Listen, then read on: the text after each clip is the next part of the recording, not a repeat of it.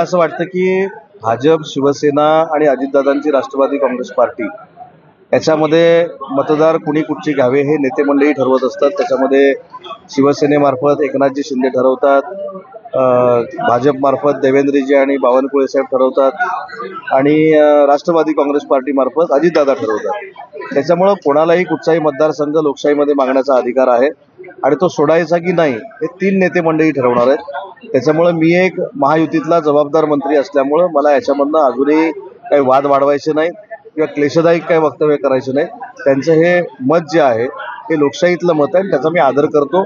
त्याचा आदर करायचा की नाही हे नेते मंडळी ठरवतात। मला असं वाटतं की मला कोणाच्याही सर्टिफिकेटची आवश्यकता नाही। मी प्रामाणिक काम करतो।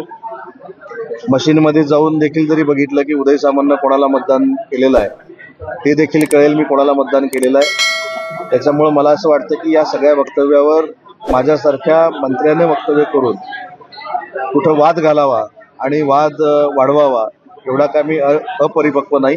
त्याच्यामुळं नितेशजींनी जे वक्तव्य केलेलं आहे त्यांनी त्याची खात्री करावी, त्याच्यातनं त्यांनी देवेंद्रजींकडे तक्रार करावी आणि देवेंद्रजी त्याच्यावर योग्य ते काय बोलतील याची मला पूर्ण खात्री आहे।